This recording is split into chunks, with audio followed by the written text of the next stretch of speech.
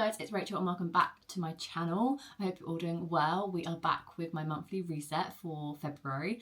Cannot believe it's February already, but it is. It's actually Monday the 3rd of February. I'm filming this on my lunch break because I had a really busy weekend for my dad's birthday. So it hasn't really felt like a start of a new month until today, and I've got off to a good start today. I'm really trying to make February the month where I really reset for the new year. I feel like January was a nice kind of easy, slow pace kind of movement into the new year to kind of get my goals underway, get my habits and stuff I want to focus on 2025 into the groove of things, but not to force myself too much into it. So I took January really slow, but February I'm really hoping to kind of up the pace a little bit, get back on, definitely get back on track, because I really slacked with my nutrition really badly.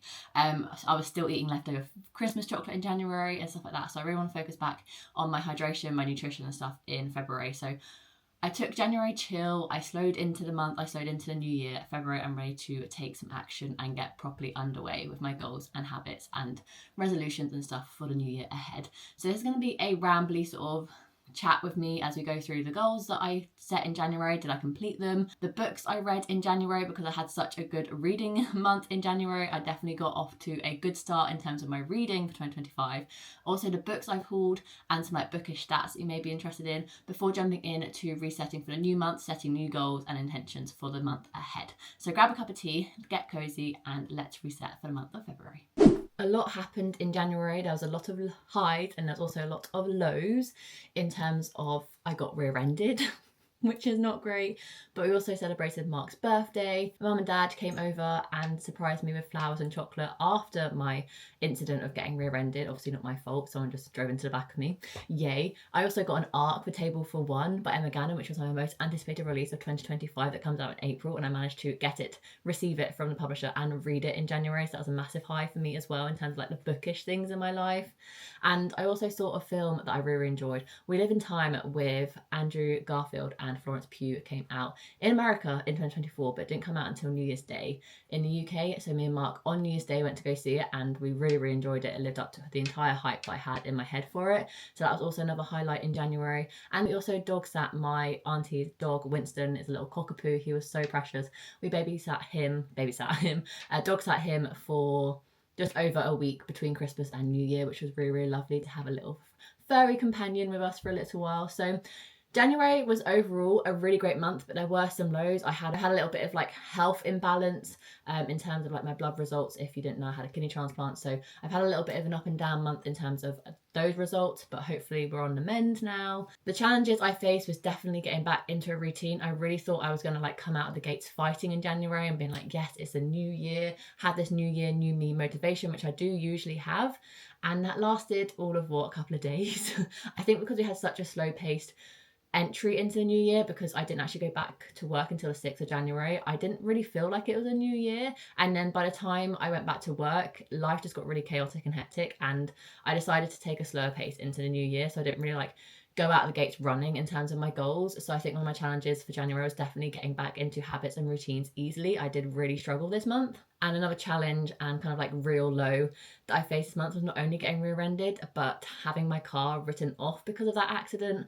I've had my Fiat for 10 years. It is my first ever car. Once I passed my test in 2015, the Fiat 500 was the car that I got, and it's been with me ever since. And sadly, almost 10 years later, 9 years and just about 6 months later, I have unfortunately had to write off my car. I do have a massive high for, I guess, really February, but we brought it in January, but I didn't pick it up until the very end of January. So it feels like a February thing.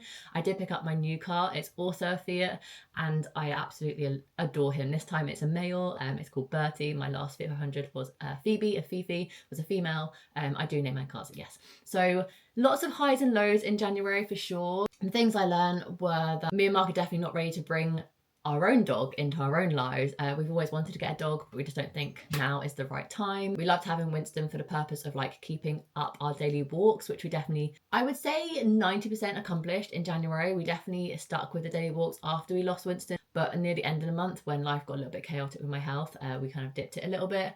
I also realised that YouTube is a lot easier to stay consistent with when I pre-film weeks in advance as much as I can, and as well same with Instagram content. If I take loads of photos on one day that I'm working from home when the weather isn't too bad, I can then keep consistent for a couple of weeks on Instagram rather than being really, really sporadic. And my last lesson learned, which I always stick by, is everything happens for a reason. I was meant to get rear-ended. I was meant to get a new car in January. All of the life stuff that has happened and will happen always happens for a reason. You just may have to wait a little bit of a while to kind of like see why. So overall, January was a solid month. Really enjoyed it. Happy to be into a new month. I really enjoyed the month of February. It's my dad's birthday, like I said, in February. Me and Mark celebrate 7 years together today as we're filming this. We're not doing anything until this coming weekend. And it's also a short month, so I feel like keep habits and goals seem more attainable in February because you only have 28 days to complete them rather than like 30 or 31. So talking of goals, let's go into my goal tracker on Notion and check in with the goals I set for January. So back in my favorite spread to be in Notion, which is my goals spread, and we're going to go down into my monthly goals.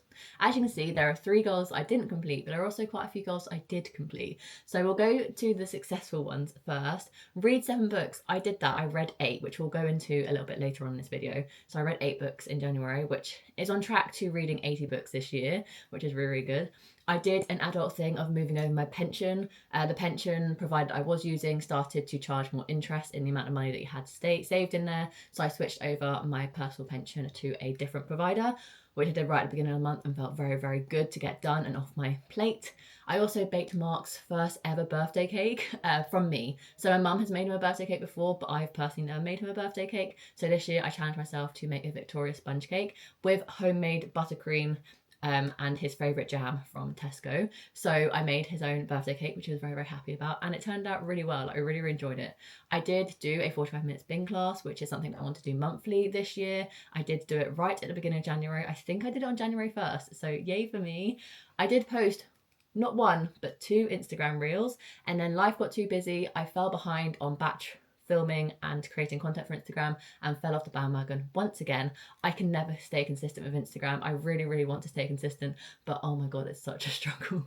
But I did technically do my goal of posting a Instagram reel, so I ticked it off and gave myself a 5 stars for it. And the 3 that I didn't complete in its entirety is journal and gratitude every single day. And as you can see here, I did it 1, 2, 3, 4, 5, 6, 7, 8, 9, 10, 11, 12. Just under 50% of the month. So I would say semi-successful. I'm going to say it's done because I did journal more than I would have usually if it wasn't for my brand new notebook. Daily walks, like I said, me and Mark were so good at the beginning of January because we had a dog to walk. And then we kind of stayed really consistent up until like the 20th, as you can see here. And then we dropped off at the latter half of the month, and February we want to get back on track with those. So that is definitely a goal that I'm going to tick off and say 4 stars too, because we didn't do it every single day, but we definitely made it a evening habit. Straight after dinner, we would eat dinner, wash up, get the kitchen like wiped down, and go straight out for a walk before sitting on the sofa, before like chilling out for the evening.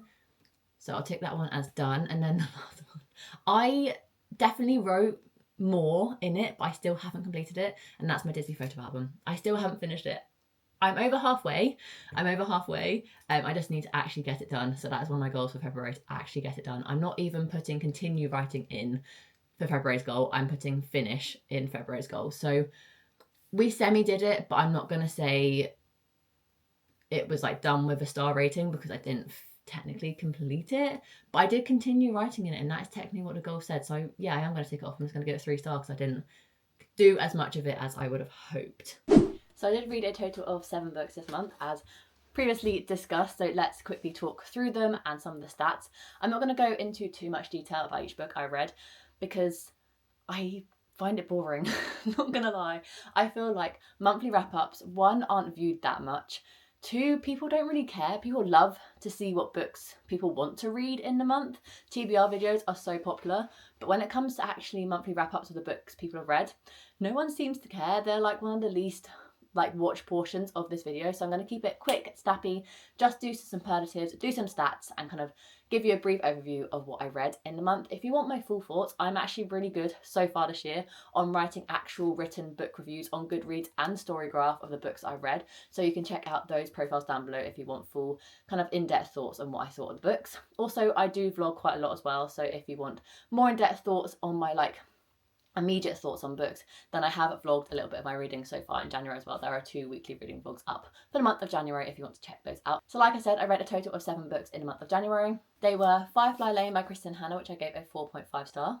Spectacular by Stephanie Garber, which I gave a 4.5 star. I listened to the audiobook of Everything I Know About Love by Dolly Alderton, which I gave a 3.5 star. I read on my Kindle The Dixon Rule by Elle Kennedy, giving it a 4 star. Also on my Kindle, I read 5 Broken Blades by Mia Corland, which I gave a 3 star. I then read my most anticipated release of 2025, Table for One by Emma Gannon, which I gave a 5 star, and my first 5 star of 2025. Yay! I also listened to Harry Potter and the Philosopher's Stone as an audiobook from my library, and then the final book I read in the month of January was Beg, Borrow and Steal by Sarah Adams, which I gave a 4 star. And then I started one book and decided to DNF it. Sadly, I started and got about 160 pages into The Last Murder at the End of the World by Stuart Turton, which I just wasn't vibing with. This wasn't what I was expecting it to be. I was expecting like a quick, fast-paced thriller about this fog covering this island, keeping everyone safe, and then the fog disappearing, and it kind of being really action-packed. And it was such a slow, kind of more literary fiction focused story, more so than a thriller, and I just really wasn't vibing with it. I googled the ending, and I'm glad that I didn't waste any more time reading this book just to figure out who the murderer was. It didn't sound like a great ending, so I'm glad I DNF'd it. But my first DNF of the year as well was in January. So if you were keeping track, 3 of them are fantasy. So the highest genre I read this month was fantasy, which is shocking. I then read 2 romances, 1 contemporary, 1 non-fiction, and 1 historical. And I am really happy with like the diversity of my genres so far. I didn't want all of 2025 just to be romances, which I felt like 2024 really was. And I felt like that's why I got in so many reading slumps, because I was getting more into genre slumps, more so than like reading slumps. So I'm really hoping with continuing to read diversely in terms of genre and kind of writing style and all that fun stuff, it'll keep me kind of out of slumps and hopefully more interested in lots of different books. Having mood read 5 Broken Blades by Mia Corland this month was really fun, and just kind of like I was just aching to read it. I'm not typically a mood reader, but I was just really wanting to read it, and so I read it, and it was just like a nice little break of like really wanting to read a book and reading it there and then, rather than like trying to get it onto a TBR, trying to fit it into a certain month, and then when it did fit into a month, maybe like 3 weeks later, not really having that same urge to read it. It was nice just to be like, you know what, I've got a free little few days, I'm gonna just read it now and just deal with it, and the rest of my TBR can move later on into month. Was really refreshing for me. So I really enjoy kind of having a little bit of mood reading space in the month of January as well. So to break down some superlatives, the best book I read obviously in January was the 1 5-star that I rated, and that was Table for One by Emma Gannon. I did do a whole vlog reading anticipated releases where this book features, so if you want my full thoughts and a little bit of a sing-song to leave London Musical, then you can go check out that vlog. But yeah, 5 stars. Not as good as Olive, but still such a classic Emma Gannon novel that I really enjoyed. I gave it 5 stars. My least favourite book, and that is at a real stretch because I didn't rate anything lower than a 3-star this month, was 5 Broken Blades, Mia Corland. And the only reason I'm giving it the title of least favourite, just because it is my lowest rated book, but a 3-star is still an enjoyable book. The reason that it was my least favourite is because it took me so long to get into this world, and I do feel like the world wasn't really built up, so it was really confusing to get a grip of what was really going on, who the characters were, why they were doing the actions they were doing. It was just kind of hard to wrap my head around it. Once I got past all that, so like the halfway mark, 150, 200 pages, I ended up really enjoying the action and the characters, and I'm really intrigued to read the sequel. But personally, I just don't think it was written that well, because I was so lost at the beginning with the amount of characters that were introduced, and just the lack of world building really suffered. And I'm not personally one for fantasy to have a lot of world building. I don't need it. I'm very much more of a character driven person, even in fantasy. But this book just didn't have any world building in it whatsoever. It lacked the rating for that. If it had a little bit more world building in it, it probably would have been pushed to a 3.5, potentially even a 4-star, because I really enjoyed the plot, the adventure of which the characters went on, as well as the character relationships I really enjoyed. So if it wasn't just for the lack of world building, I do think this book would have rated higher. My most disappointing book, and I feel it's not the worst book, it's just the most disappointing book, and that was Beg, Borrow or Steal by Sarah Adams. And it still got a 4-star. I still really, really enjoyed it, so take this with a pinch of salt. It's just my most disappointing because I was expecting it to be 5 stars. This is the 3rd book in the When in Rome companion series, When in Rome being the first one, Practice Makes Perfect being the second one, both of them previously being 5-star reads for me. I had high expectations that this was going to be a 5-star for me as well, and it just wasn't. I didn't feel as connected to our main character Emily in this book. I didn't really feel connected to her relationship with Jack. It didn't feel as realistic or as kind of like heartwarming and squealy and kicky feety than her other two books. And this book wasn't for me personally. I don't think the plot was as strong as the other two, and I missed the sister relationships in this book that we saw such a deep dive in When in Rome and Practice Make Perfect. And this one, the sisters barely kind of featured, and I think that's what I enjoy most about this trilogy or this companion series is the sister relationships, and the fact that we didn't really get much in this one is kind of sad. I love Jackson. I love the male interest in this book. But yeah, overall, Emily wasn't my favourite Walker sibling. So unfortunately, the most disappointing books, I really thought this was going to be a 5-star. And then, to contradict myself, my most surprising book was Five Broken Blades. And that is because I just wasn't expecting anything from it. I had this urge to read it, but I really didn't think anything from it. And yes, it took ages to get into. Yes, there wasn't much world building. Yes, it was very confusing at the beginning. But by the end, which I didn't think was going to be the case, by the end, I wanted to read the second book. And so I brought it and downloaded it on my Kindle to read, hopefully in February, fingers crossed. So I think that's the reason why it got the title of most surprising, because I just wasn't expecting for me to get to the end of the book, really enjoy the characters and want to read on with the series. I really thought it was going to be a one and done, but it wasn't. So that has won my most surprising book. So I read 7 books in January, but I also acquired 7 books in January. One of my big goals in 2025 is to really be intentional with the physical books I'm buying, to really minimise my physical TBR and my just overall book collection. I'm trying to be intentional this year with what books I'm bringing in physically into my life, and I'm really trying to utilise the library, my Kindle and audiobooks on Everand to consume my reading this year, rather than constantly just buying loads of brand new physical books for the sake of it. So although I have acquired 7 books, only 2 of them were physical books, and then the last 5 were ebooks. However, 2 of them were gifted, so I technically only brought 5 books this month. And they were The People We Keep by Alison Larkin. And the reason I have this book physically and not in any other format is because there isn't an audiobook for this book, and there isn't an ebook from my understanding of this book. The only way I could have read and consumed this book was buying it physically. Yes, it was. It was £19 on Amazon. It was the last book available, and it has kind of arrived, kind of tattered and a little bit bent. But I'm so intrigued to read this. It has such a high rating on Goodreads. It's interested in list on Goodreads for, I want to say, about 4 years. It's about time that I finally read it, and it's on my 2025 TBR. So I just really wanted to get a physical copy so I could actually read it this year. So hopefully this was a good investment and I'll love it and it will stay as part of my forever collection. I then decided to buy the other 2 books on my interested in portion of my 2025 TBR. All My Rage by Sabaa Tahir and Coco Mellors' Blue Sisters as ebooks on my Kindle. Instead of buying them physically, I now have them on my Kindle. So those are another 2 books I brought right at the beginning of January. And then I had a little bit of a gap before receiving and acquiring my next few books. The next book I acquired obviously was very, very kindly gifted to me from the publisher, which was Table for One by Emma Gannon. So obviously I added it to my physical TBR this month, but I also got rid of it off my physical TBR this month, so yay for me. I then obviously finished Five Broken Blades and wanted to read the second one, so I brought 5 Ruined Realms by Mia Cortland on my Kindle as well. And then I was waiting all month. Out of the Woods finally came out by Hannah Young, and I was looking for the physical book everywhere, and it got to the 30th of January and no one had put it out early, sadly. So I was like, fine, I'll just get it on my Kindle. So I brought it for £4.99 on my Kindle. Lo and behold, did I know that Mark at the same time had ordered me a copy on Amazon.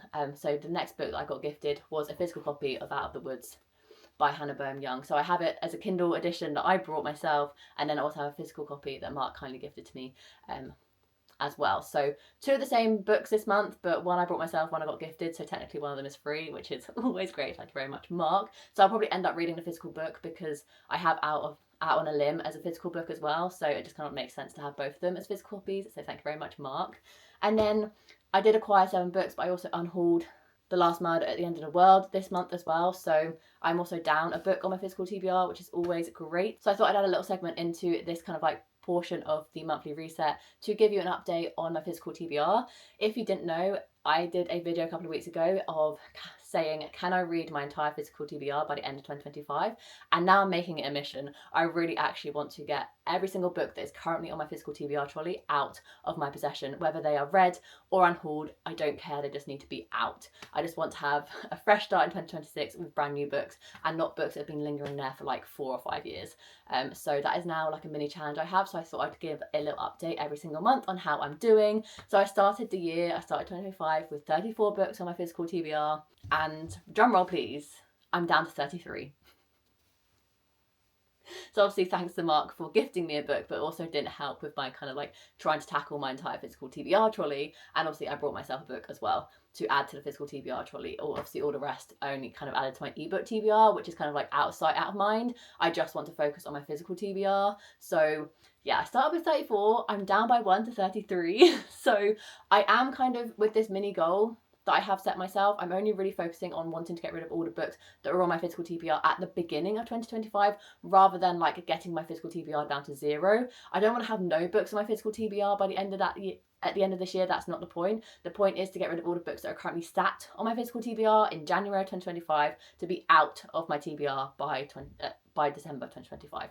So that's that little update. Hopefully February can be a little bit more successful and I can go down more than just one book, fingers crossed. And the final kind of bookish tracker I want to keep track of and update you guys every month on in this little segment is how I'm getting on with my 2025 Priority TBR. I have 15 books on that priority list this year. I didn't do 25 and 25 just because I feel like 25 books is quite a lot of a percentage of the 80 books I do want to read to kind of have to force myself to read. So obviously if you've seen my 2025 TBR video, I'll link above and down below if you haven't seen it, but I split it into different categories. So I can proudly say that at the end of January 2025, I already have ticked off 4 books already from my 2025 priority list, which I think is not bad going at all. So I read Firefly Lane by Christine Hanna, which was on my 2025 TBR. I read Table for One. I read Beg, Borrow and Steal, and I also attempted to read The Last Murder at the End of the World by Stuart Turton, which was on my 2025 TBR, but I DNF'd it, so I also count it as getting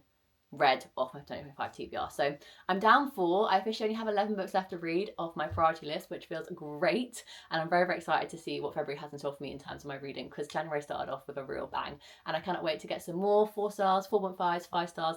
Let's just go. And I'm currently reading a book which I think could potentially be another very highly rated book, so I'm very, very excited. And now we're on to my favourite segment of every single monthly reset, not only in mine, but also watching other people's, and that is setting my goals for the new month ahead. I was actually really struggling to think of goals for February because, yes, I want to focus on my health and my nutrition, because that all fell to the wayside in January, especially trying to finish all that Christmas chocolate and all those Christmas goodies that you have stashed at the back of the cupboard. But just because I'm so content in life right now, and yes, there are some habits that I want to implement a little bit more that I have fallen off the wayside too, but overall I'm pretty content and I can't really complain too much, which obviously I'm so, so grateful for. So these goals are very much just kind of like tasks and yes, some habit setting that I want to try and get into the routine of. So the first one is spin/move 4 times a week. The last 2 weeks of January, I really fell off my working out bandwagon, and I love working out. Not only does it help me physically, it helps me mentally, and I just have felt like my mood has suffered a lot because I haven't been consistently spinning, and spinning is currently this form of exercise I'm gravitating towards. I am back in my love a spin era again. I am loving getting on my bike every morning. So spinning 4 times a week is the minimum that I want to do. If I don't do anything else, I move my body 4 times a week. If I can't spin or not feeling like up to spinning, walking that day could be also like a way of movement. Just moving my body 4 times a week at least is a goal for February. I was going to say January then. We're definitely out of January. Thank God for that, because it's a long month. So that's a monthly, and that is now captured because we've spoken about it. The next one, like I said, once again, is nutrition based, and that is no junk food through Sunday to Thursday. Friday and Saturday, I'm going to give myself off to indulge in maybe like a pizza night or a bit more of like the sweets and chocolates, the biscuits, all those fun little things. Because I don't want to go like cold turkey. I can't go cold turkey. I love my sweets and my chocolates and my biscuits a little bit too much. But hopefully focusing in on the weekdays of Sunday, Monday, Tuesday, Thursday, of kind of really focusing on those healthier snacks, the grapes, the oranges, the apples, etc., will help me feel a little bit better about myself, because I am feeling very kind of like ugh about my body at the minute. So hopefully that can be a goal that I can achieve. So a monthly, and we can capture it. And then just to keep on my main goal, so one of my main goals in 2025 down here is to scrapbook events ASAP. And so I have 2 scrapbooking pages that I need to get done at the beginning of February, to be fair. And the first one is Bertie's arrival. You're like, who the hell's Bertie? Bertie's my new car. So obviously I've spoken about having to write off my car, which is very, very sad. So I've done a scrapbook page to say goodbye to my 500 Phoebe, and so on the opposite side I did a welcome page to welcome home Bertie, and I can not only capture it for February, I can also tick it off. I have done it already. I did it this morning. Like I said, it is Monday the 3rd of February, so I have already completed a goal for February. How fun is that? And that 5-star is in the wrong box. There we go. How exciting is that? I feel accomplished already. And the next scrapbook is, like I also said, it's my dad's birthday this past weekend, so we celebrated with him. So that is a scrapbook page that I need to get done. Obviously, I haven't done it yet. Read another 7 books is also a goal, because to keep on top of my 80 books this year, I need to read at least 7 a month. So that is a goal I've also added in. And this is the one I was speaking about earlier. Finish, in capitals, finish my Disney photo album. I need to get it finished. I went to Disney in September. That's almost 6 months ago now, which is sad to think about, but like, I can't have this Disney photo album hanging over me any longer. It just needs to get done. So it's going to get done this month. And if I don't get it done, I'm not allowed. I'm going on a book buying ban. If I don't get, and that includes Kindle books, if I don't get this Disney photo album done this month, I'm going on a book buying ban. You've heard it here first. And then, because I do love posting on Instagram, when I do post on Instagram, I want to post 2 times a week on Instagram this month. I can do that. One static post and 1 reel maybe. And if I don't have the time to post a reel, hopefully at least 2 static posts. That's the goal. fingers crossed. And I was looking at my phone data this morning. I am spending way too much on my phone at the minute. Spend too much time on my phone at the minute. Just doom scrolling. I'm spending too much. I've never had TikTok, but that doesn't mean that I don't have that TikTok kind of like doom scroll mantra. Not mantra. I don't know what it's called, but I do have it. I have Instagram Reels, which I think are just as bad. They are just as bad. It's the same basic. It's the same content. It's just as bad. And I'm getting really, really bad at when I'm just kind of like, don't really know what to do with myself. I can't bother to pick up a book, which I should feel like picking up a book, because I have so many books to read in February. If you haven't seen my TBR, it was chaos. I'll link it above and down below, but I have so many books to read in February. I do not need to be doom scrolling on Instagram Reels this month, because I'm not missing out on anything. And at the end of the day, it probably actually makes me feel more shit than if I just didn't go on it in the first place. So yeah, I feel like there's a time and place for it, definitely, especially with this being like my side hustle and something that I want to grow. There's definitely a place to doom scroll and kind of like get inspiration, see what other people are doing and what's trendy, what the music is, etc. But I don't need spending so much time on my phone. So I'm going to try and get less than 3 hours daily screen time on my phone every day. I don't know if that's going to happen, because I'm not counting YouTube. So we'll see if that happens, because I watch a lot of YouTube videos on my phone when I'm getting ready. I just like having background noise. So YouTube really throws out the ratio of how much time I'm actually spending on my phone when I'm not actually spending time on my phone. So we'll see about that one, but that's definitely something I want to be intentional about this month, should we say. So I'm just kind of thinking, those are all the goals that I have so far. I can actually take that one as done. That's all the goals I have so far. I'm just wondering if I can look at my yearly goals and see if there's anything that I could put in. Obviously, writing my Disney album is one of them, capturing more memories, events, scrapbooks. I can't do my contribution to pension until March, so I can't do that one just yet. I don't have any real control over average reading rating. Although in January, my average reading rating was 4.1. Everybody cheer! So if you look at my Cozy Library tab and we go down to my January section, look at, it's almost 4.1. 4.0625. Yay! Which is really, really exciting. So far we are on track with that one. Just thinking if there's anything else that I want to kind of like make part of a goal. Kind of covered to focus on short form. 5K is kind of out of my control. I'm focusing towards 80 books. Me and Mark need to discuss filling up our living room wall, so I can't really do anything personally about that one. Let's have a look in my 12 in 12 and see if there's anything in there. To be fair, I could add in my 45-minute spin class, because you know what, sometimes it's just nice to be able to tick off a goal even though you know you're kind of going to do it. 45-minute spin class. I might do it this Friday or something. Due date is the end of the month. It's definitely a personal goal. I need to add an emoji of a bike. Timing is monthly and it's captured, so that can be another goal. I am rereading a book this month because the 7-Year Slip made it onto my monthly TBR. 5 stars is kind of like when and if I get them, I'll fill them in. I didn't end up doing actually any themed challenges vlogs in January because time just got away from me. The book that I DNF'd was actually meant to be my scavenger hunt book, and I love the footage of me actually doing the scavenger hunt on my bookcases, but I DNF'd the book and the vlog was just weak, so I'd scrapped it, sadly. I need to definitely do an Instagram reel to put February in, so let's just prep for that. February's one. We didn't see any films apart from We Live in Time in January. We need to find a new recipe. I'm going to add that in actually, and I have scheduled, so I'm going to find a new recipe in my goals. But I have already planned a sister date of my sister in March for Q1/Q2, which is exciting. And I've also booked in a friend date with my friend Amy. So far my family and friend dates are going well. And I did do a monthly reflections in January as well, so I managed to tick that one off. So overall, my 12 and 12 isn't going too badly. Let's make that a goal to find and make one new recipe. And it's going to be a savoury recipe, like a dinner recipe. Here we've got a fork. Here we have. Nice, okay. Due date, end of Feb, tag. I put it under home. Timings, monthly.